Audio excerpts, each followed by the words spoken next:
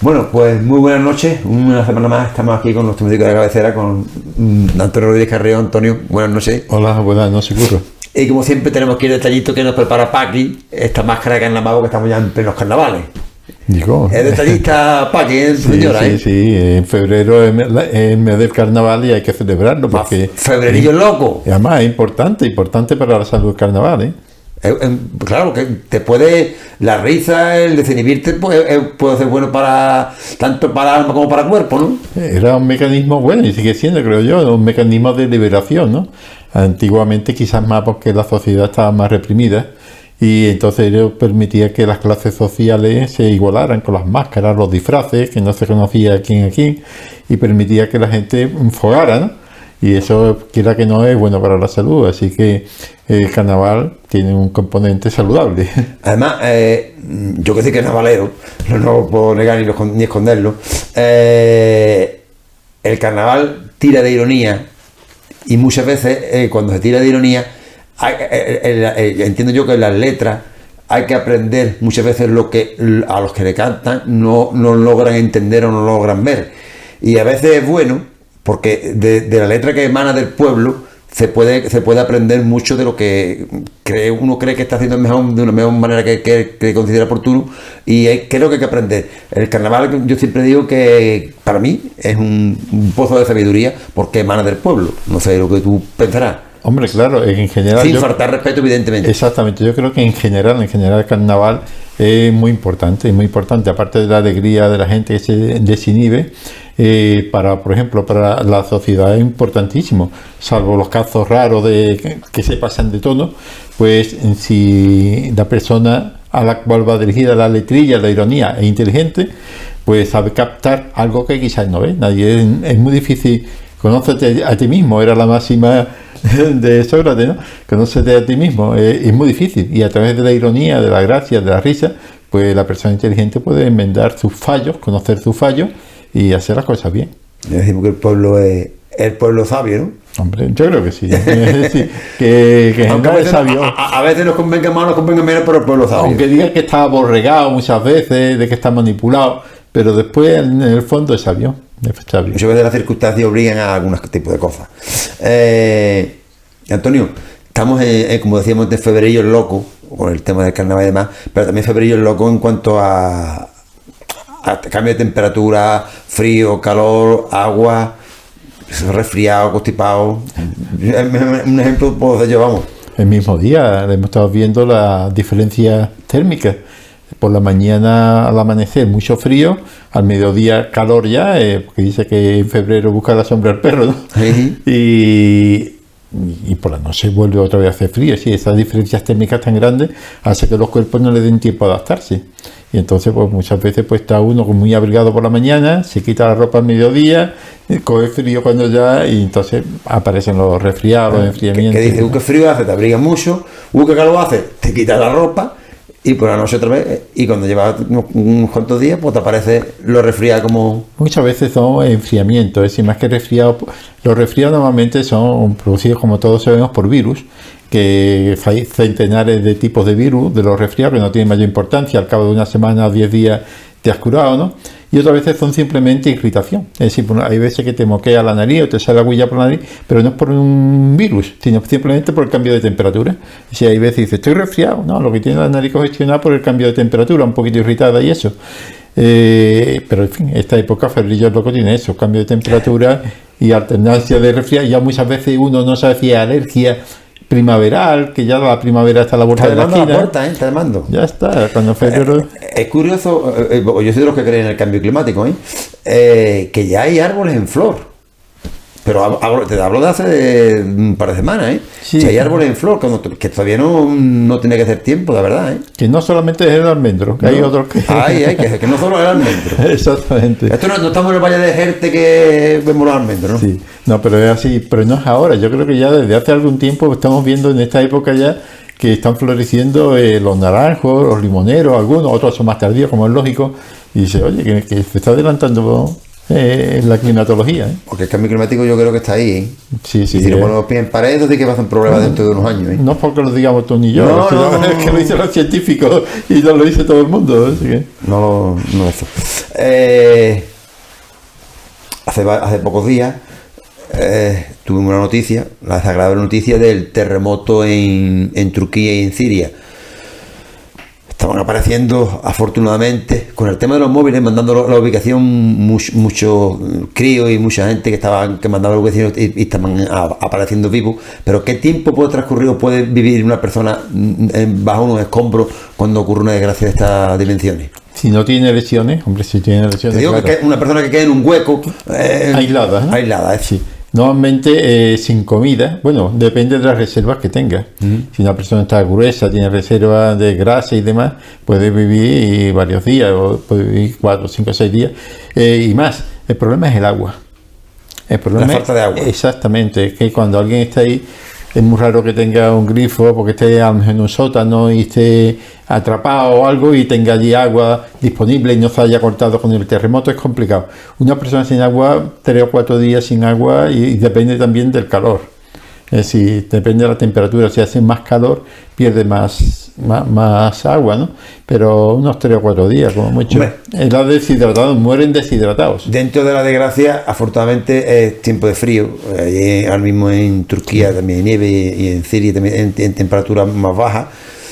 Pero el tiempo de que puede sobrevivir una persona en condiciones más o menos normales, sí. 3 o 4 días, 5 días. Sí, mueren deshidratados, no mueren por hambre. Normalmente estas personas no mueren por hambre, mueren por falta de agua.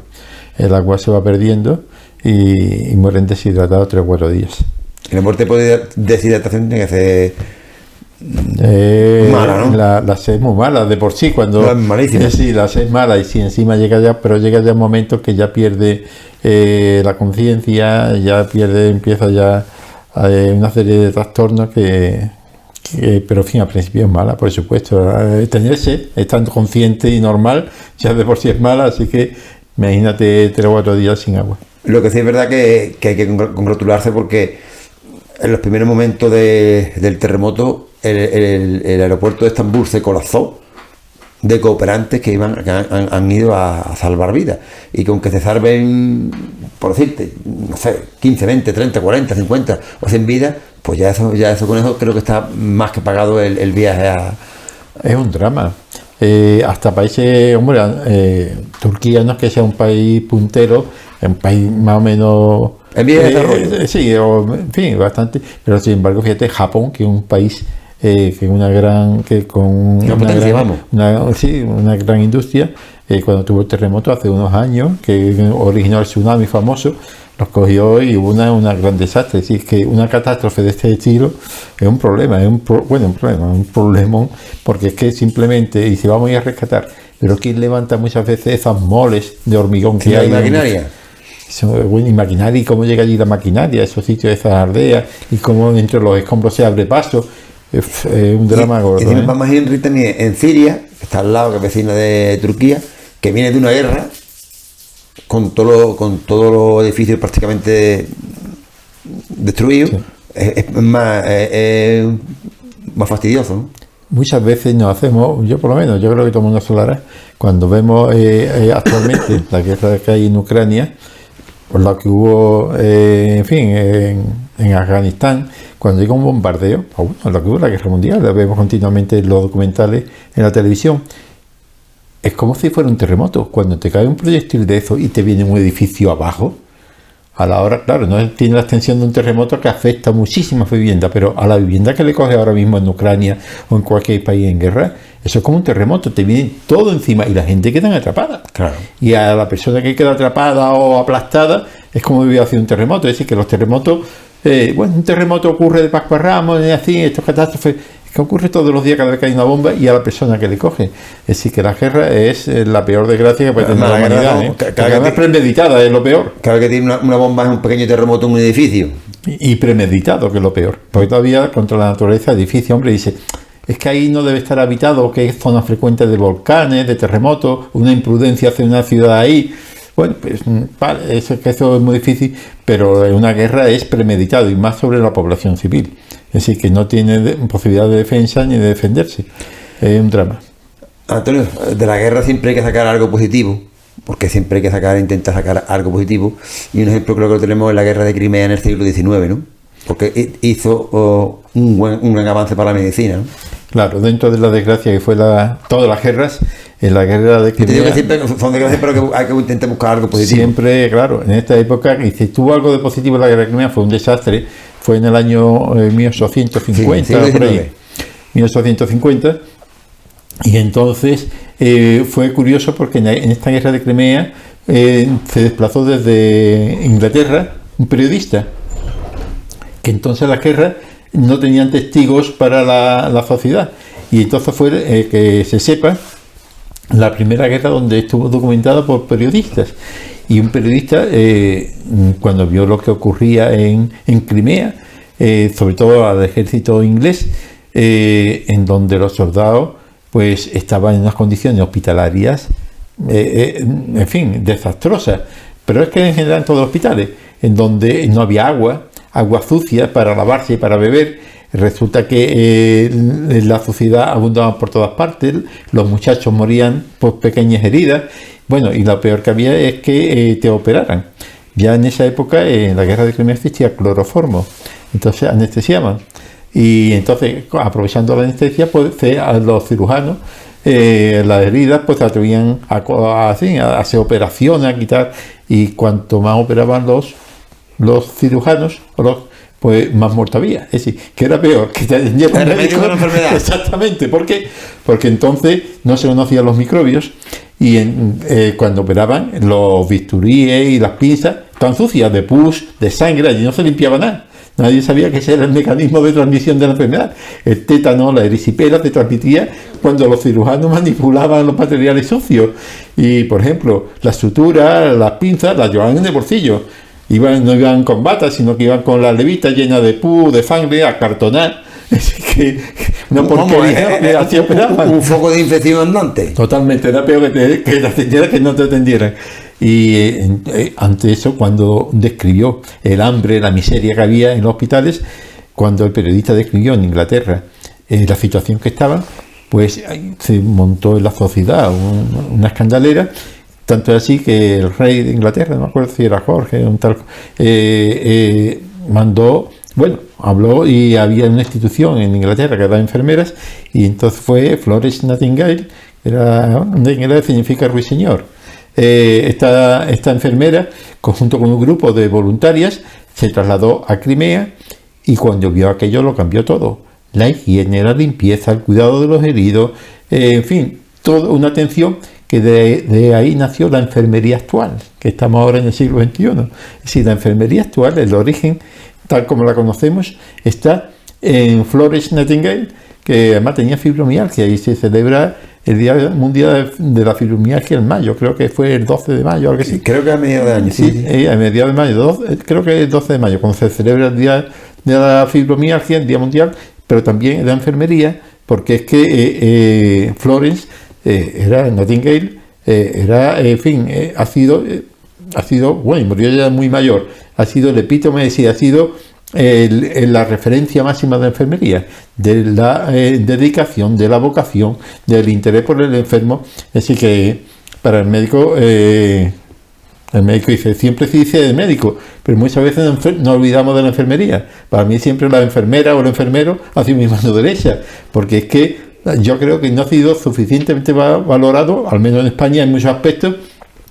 Cuando lo han tenido, yo me acuerdo cuando yo empecé a ejercer, muchos enfermeros actuaban como escribientes del médico, para hacer recetas, para hacer volantes, para rellenar papeles, para poner 4 inyecciones y tomar atención. Poco más en los centros de salud, ¿no? En los ambulatorios. Entonces no había ni centro de salud. Y digo, bueno, a ver, pero para eso ha estudiado entonces eran los llamados practicantes, después eran ATS. Practicantes, después pasó a ATS, después enfermería. Digo, es que un valioso personal cualificadísimo y está infrautilizado, pero es que hasta en los centros de salud actualmente muchas veces yo me he dicho, bueno, pero vamos a ver, con el material entre comillas tan estupendo que tenemos en este personal de enfermería y no se aprovecha todas sus cualidades. Entonces esto es un pequeño homenaje para reconocer la enfermería y a su pionera, ¿no? La Florence Nightingale, y la guerra de Crimea, que fue donde nació. Además, la enfermería. Hay que recordar que las enfermeras españolas o los enfermeros españoles están muy cotizados por el nivel de preparación que tienen en toda Europa. Son reclamados en Portugal, en Francia, en Inglaterra, en todos lados. Claro, volvemos como hemos dicho muchas veces. ¿Por qué se van esta gente fuera de España? También porque son más valorados, tanto económicamente, porque la verdad, a la hora de los sueldos no es lo mismo aquí que allí, y aparte le dan otro tipo de estatus más grande que aquí, que en España. Cuando si son valorados fuera, nadie es profeta en su tierra, debería estar un poquito más reconocido aquí en España, creo yo, ¿no? Bueno, yo últimamente estoy viendo, últimamente me refiero a los últimos años, una revalorización, por lo menos lo que yo veo, en el centro de salud de la enfermería. Claro. Por ejemplo, yo tenía una suerte que cuando estaba trabajando yo llevaba el programa de control del tabaquismo, programa de prevención y deshabituación tabáquica, y tenía una enfermera, Lucía, extraordinaria, es decir, era mi mano derecha en enfermería en el programa de tabaquismo. Pero es que después, por ejemplo, yo he tenido en Prado de Rey, he tenido enfermero extraordinario, había una ayuda extraordinaria, y yo creo, bueno, ya actualmente está la enfermera de acogida, que tiene una función también extraordinaria para esto de instauración muy reciente, la enfermera de acogida, la enfermera de los centros escolares, y de educación, que también es muy reciente en la creación, por lo menos en Andalucía, yo no sé por ahí cómo está. Entonces yo creo que ahora está habiendo un resurgimiento del valor de la enfermería, que falta hacía, y que yo creo que, y además ya ahora han puesto también, por lo menos en Ubrique, creo que también ya se ha extendido el resto de la sierra, y quizás algo que ya existía en otros lados, que es el médico de familia con su enfermera de referencia, su enfermero de referencia, haciendo los dos equipos. No que antes tenía un enfermero, otro enfermero, y nadie estaba compaginado en forma de equipo. Ahora estos son unos adelantos enormes que va a permitir una mejor calidad de la asistencia sanitaria en los centros de salud. Los hospitales son ya más específicos, son más especializados y tienen otra función. Estamos hablando de los centros de salud. Pero como decíamos anteriormente, afortunadamente los enfermeros españoles están muy preparados. Y preparados, bastante. Cambiamos de tercio, Antonio, y hemos hablado antes de los resfriados, los constipados. Nos vamos con los más pequeñitos de la casa, con los niños. ¿Cómo tratar la tos en los más pequeños, los niños? La tos es un problema para las mamás, la tos y los mocos. ¿Por qué? Porque es muy frecuente, y porque los niños chiquititos, en cuanto empiecen a ir a la guardería, al colegio, van a venir con tos y van a venir con mocos. ¿Por qué? Porque la mayor parte son resfriados, o son contagios por virus, y hay centenares de virus respiratorios diferentes que ocasionan resfriado. Entonces las madres, pues antes los niños, yo me acuerdo cuando era chico, era corriente ver a los niños con 2 velas moco. Sobre todo, perdona que te interrumpa, Antonio, pero me viene a la memoria fotografía de posguerra de niños en el campo, como tú dices, con las velas de moco. Y recuerdo de haber visto esa fotografía en algunos libros, y era impactante porque decía, pues están pasando mal, ¿eh? No, y es que era normal. Sí, pero ver a esos críos con 3 o 4 niños con esas velas de moco y con poco acebo, que tampoco había las posibilidades que hay ahora. Y su red, ¿no? Por todos lados. Ahí está. Hasta que llegaba la madre o la abuela con un pañuelo de tela, y le quitaba la vela de moco o la hermanilla. Es decir, que eso es lo que había, y la mayoría eran por resfriado. Es decir, lo que pasa es que la higiene también daba mucho que desear. Bueno, pues los mocos no tienen mayor importancia, siempre que el niño no tenga fiebre y siempre que el niño esté jugando. Es decir, no hay que decir que mi niño que está resfriado, o que tose, y tiene moco, si no tiene fiebre, el niño tiene ganas de jugar y hace una vida más o menos normal. Eso en 10 días, en una semana o 2 semanas como mucho, un resfriado, y además lo ha cogido y lo va a seguir cogiendo, porque dice, es que se resfría continuamente. Es que hay muchos tipos de virus, no tiene mayor importancia. Diferente es cuando el niño lleva más de 3 días con fiebre, o cuando el niño está lacio o triste. Y eso es diferente, ya hay que llevarlo al centro de salud para que lo vea el médico que está haciendo pediatría. Ya está. Pero si no, lo único que tiene es tos. La tos es defensiva, permite arrojar fuera los microbios, permite arrojar fuera las secreciones, porque si no, esa mucosidad que se queda ahí, si no tosiera, pues entonces va a producir ahogo, y lo va a producir otitis o neumonía o complicaciones. Evidentemente, claro, la tos es muy molesta y asusta, pero que no debe asustar. Si no tiene fiebre, si el niño respira bien, el niño hace su juego y su normal, no tiene mayor trascendencia. Pues cambiamos de tercio. Antonio, seguimos hablando de la nariz. ¿Qué hacer cuando hay una hemorragia por la nariz? Lo que vulgarmente conocemos como una mosqueta, ¿no? Sí, la epistasis, que se llama técnicamente, Sí. o mosqueta. Sí, la hemorragia de la nariz muchas veces, yo me acuerdo de pequeño, decía, echa la cabeza para atrás, para que no se te salga la sangre y te la traga. Y así te sirve el nutriente, ¿no? Es peor, ¿no? Sí, es peor porque es que entonces se forman coágulos, muchas veces la sangre sabemos que se forman Se cuajarones cuaja. y te puede atorar. Claro. Al venir aquí te puede atragantar. Entonces lo correcto es echarse hacia adelante y con los dos deditos apretarse, respirar por la boca durante 5 minutos. Normalmente siempre se va a cortar. En el caso de que pasen unos 10 minutos y todavía vea que sale sangre, debe ir al centro de salud para que te pongan un tapón. No ponérselo uno mismo porque puede dañar, o el tapón deben ponerse siempre en el centro de salud. Y si un poquito de algodón con algo oxigenado, le ponía antiguamente. ¿Quién nos lo ha puesto, Antonio? Ya, no, te pone, hombre, si te vas a manchar, te pone aquí un pañuelillo, pero lo suyo es apretarse.